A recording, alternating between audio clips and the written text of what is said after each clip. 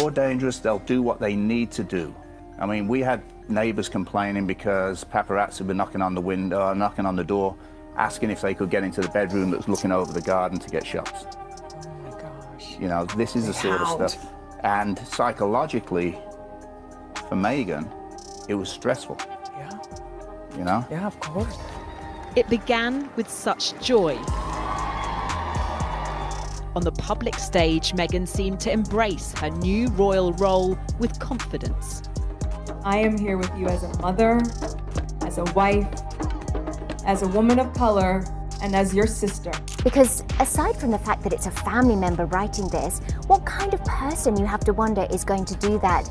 Not only to their sister, but to their sister so publicly, a couple of weeks before her wedding. The whole thing to me just smacked of ugliness. Before Harry met Meghan, she was an actress living in Toronto. You may have heard. That's when our next guest's role as her security protection changed drastically. Joining us live is the former security for Meghan Markle and the VP of Risk Management with Focus One Group, Steve Davies, in studio. Mr. Davies, welcome to the show. Good morning, thanks for having me. Great to have you here. Let's talk about what that means, first of all, risk management to a person. Meghan Markle's ex-husband, Trevor Engelson, is expecting his first child. The director and producer announced on Instagram that his new wife, Tracy Curlin, is pregnant with a baby girl. The post included a selfie of the couple happily posing in protective masks while Trevor cradled his love's belly. He gushed, "Future mother of the year and girl dad way out of his league." Buckle up, because the tea is hotter than ever. Trevor Engelson, Meghan Markle's ex-husband, has come forward with jaw-dropping claims that could completely upend her meticulously curated public image. From whispers of secret marriages to the shocking suggestion of a hidden daughter, the rumor mill is spinning fast. Royal watchers and Hollywood insiders alike are buzzing, asking the impossible. Could Meghan already be a grandmother at just 44? Stick around, because we're unpacking every twist, rumor, and revelation in this scandalous saga, and you won't want to miss a single moment of this explosive deep dive.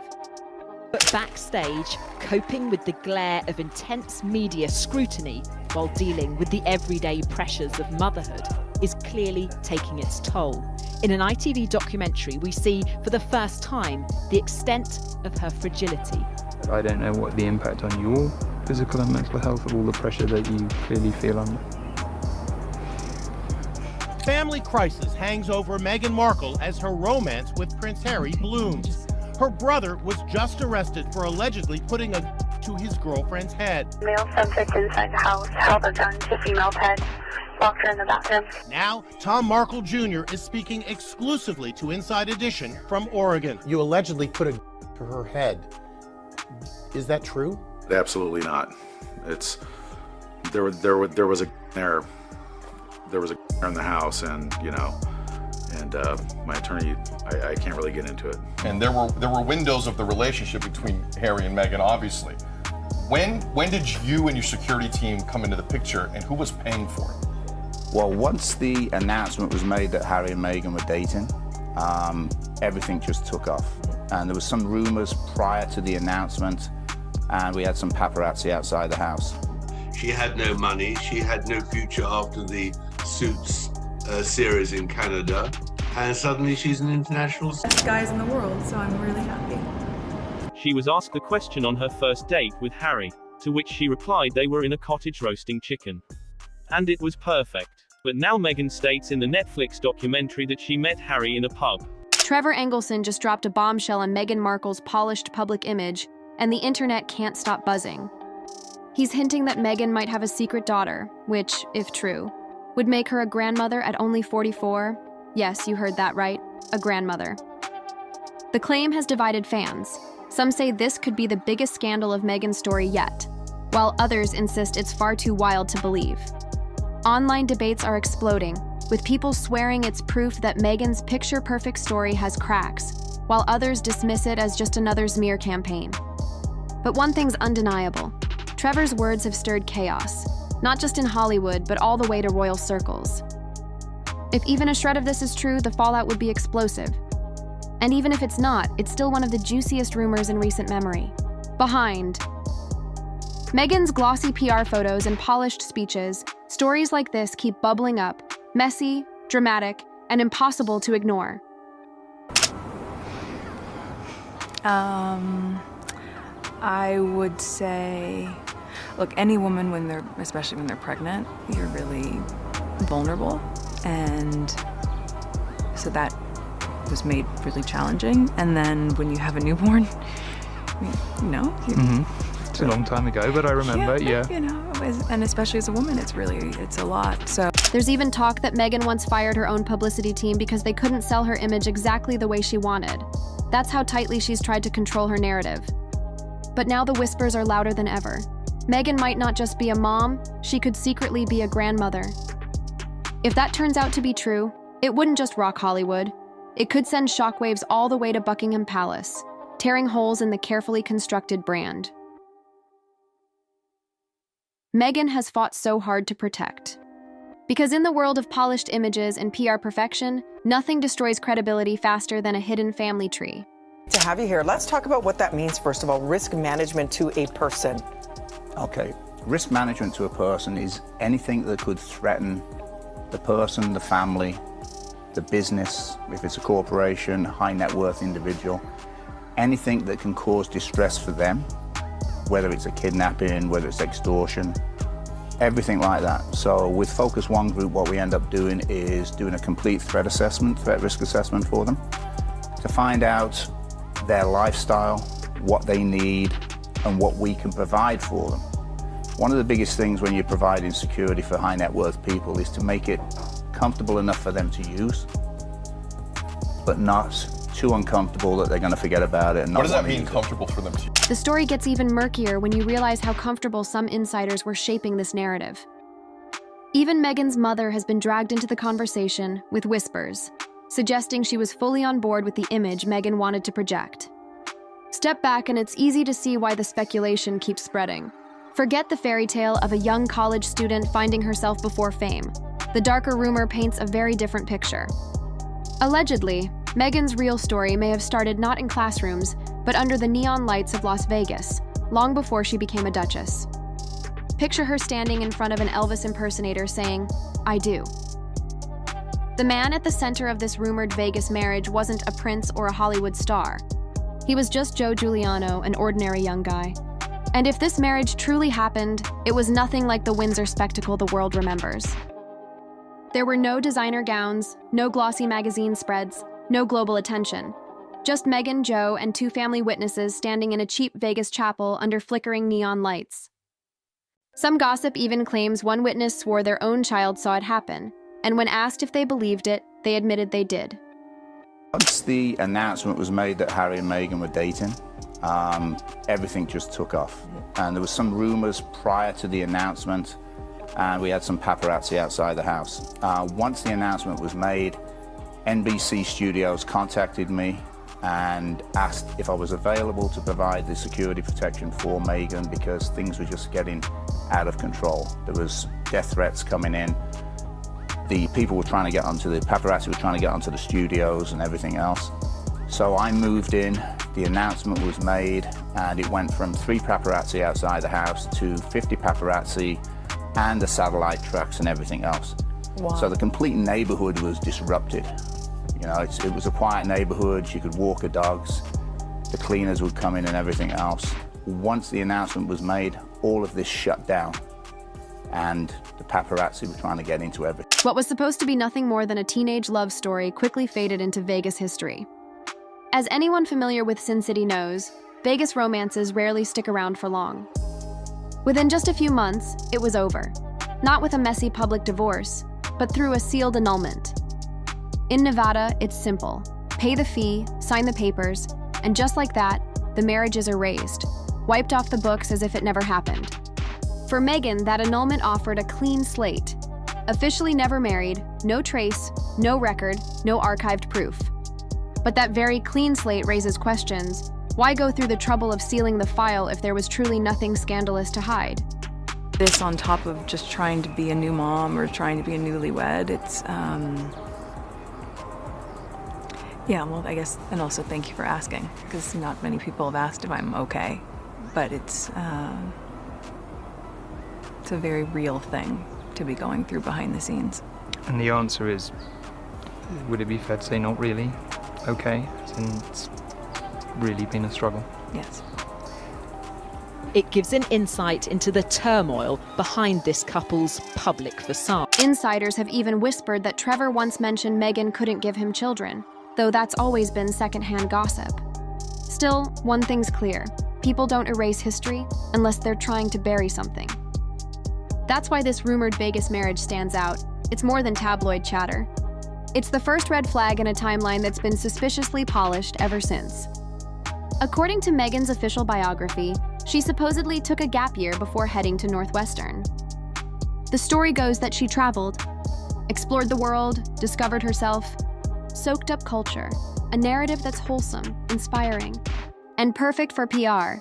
But here's the problem. There's no proof. No travel documents, no classmates or program directors who remember her.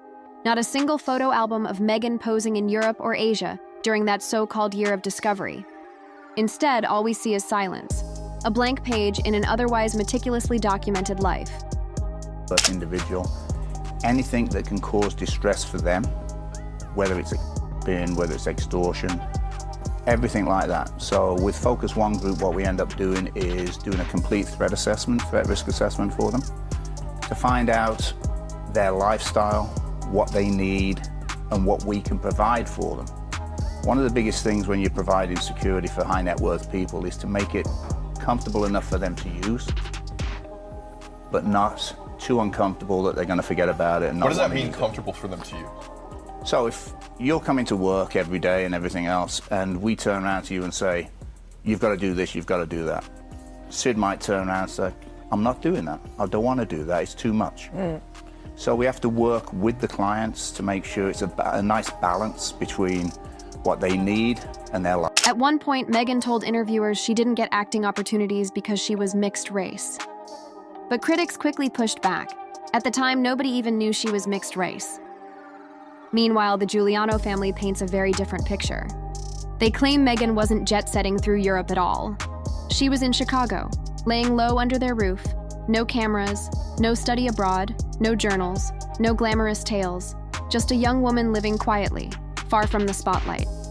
The contrast is stark, and it raises the question, how much of the official story is carefully crafted PR, and how much is reality hiding in plain sight? Your reaction reading something that is so nasty. Do you know, I have to be honest, I was appalled, and then I thought this can't be real. Because aside from the fact that it's a family member writing this, what kind of person, you have to wonder, is going to do that? Not only to their sister, but to their sister so publicly, a couple of weeks before her wedding. The whole thing to me just smacked of ugliness. The letter is a far cry from what Thomas, who shares the same dad with Meghan, told Inside Edition last year. Prince Harry, you're a really lucky guy to have her. I mean, she is 110%, and she is just one of a kind, and you could not ask for a better woman. In the letter, which Markle gave to In Touch magazine on stands now, the 51-year-old lashes out at Meghan for not inviting her family members to the wedding. Her own father didn't get an invite, he writes. What kind of person starts out by using her own father until he's bankrupt? Even critics on podcasts have been poking holes in the narrative. One asked if Meghan's story was even relatable to the average person trying to build their first business from scratch. Another took it further, suggesting that this was the exact point Meghan began leaning on the race card after moving to Britain. That's when things start to feel off. Why craft a glamorous travel story if the reality was just staying home, unless there was something far bigger to conceal, something life-altering? And that's precisely when Meghan began framing every obstacle as a result of racism, turning her struggles into a carefully constructed narrative that raised more questions than answers. I don't want to be alive anymore. Meghan, the wife of Prince Harry, has accused the British royal family of racism, lying and pushing her to the brink of suicide. The bombshell revelations were made during a highly anticipated interview with Oprah Winfrey aired on CBS on Sunday. Meghan, whose mother is black and father is white, said the royal family refused to make her son a prince because they were concerned about the colour of his skin. So we have in tandem the conversation of he won't be given security, he's not going to be given a title, and also concerns and conversations about how dark his skin might be when he's... Remember in that wonderful Netflix documentary, basically Meghan and Harry, well, Meghan does it, Harry looks uncomfortable. She's practicing curtsying to the Queen. It all looked really rather disrespectful. You see, one of the things she said throughout the whole thing was No one told her, no one trained her. She didn't know how to do a curtsy. Well, have a look at this clip from Suits, the TV series that she appeared in.